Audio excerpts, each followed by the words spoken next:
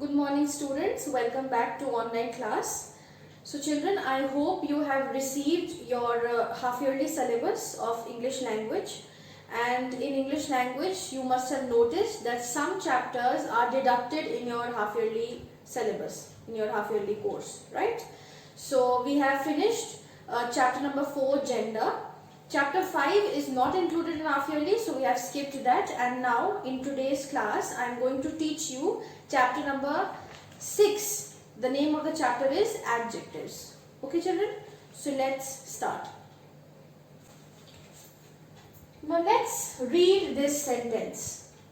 I love to eat red, juicy apples.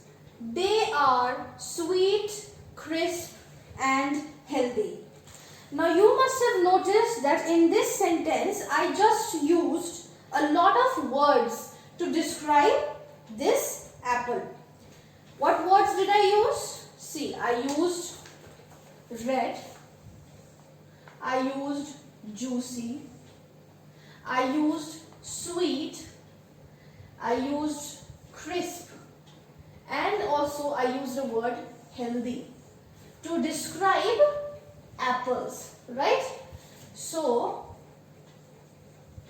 apple is a noun, and to describe this noun I have used these words. What words did I use? Red, juicy, sweet, crisp, healthy. So, I have described the noun apple by using these words. And do you know children what these words are known as? These words are known as adjectives.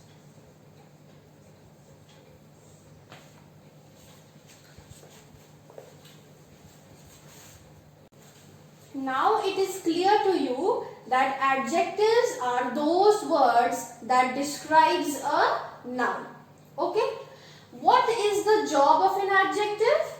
The job of an adjective is to describe a noun. And in this case, what was the noun? The noun is apple.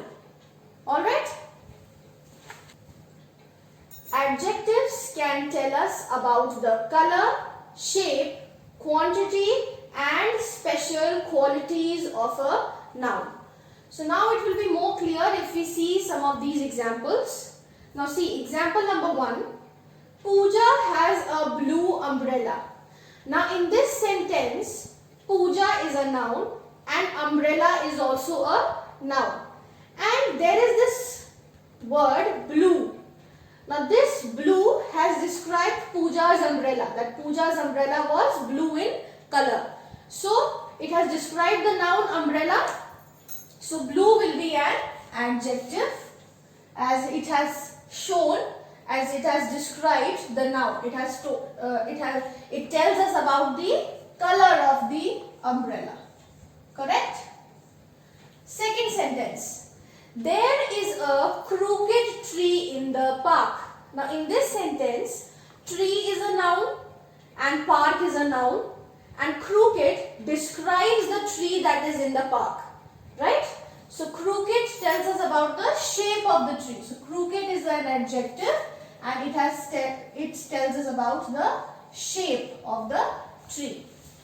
Third sentence. Manoj has a thick book. Now in this sentence, Manoj is a noun, book is also a noun, and this word thick has described the book of Manoj. Okay, so it tells us about the size of the noun, so hence thick will be an adjective. Similarly, fourth sentence, there are 3 chicks in the nest. Now in this sentence, chicks is a noun, nest is also a noun. Now it is saying, it is describing by using the word 3. It is telling that there were 3 chicks in the nest. So 3, it tells us about the number of the noun. So 3 will be an adjective. Similarly, last sentence, Aman is a kind boy.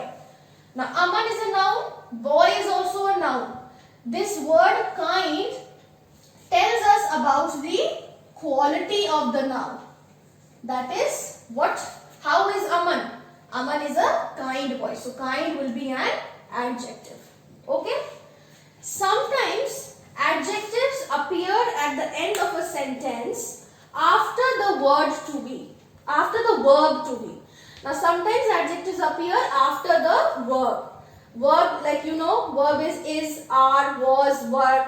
So after this verb, sometimes adjectives are used. For example, let us see these examples. First one, the girl is happy.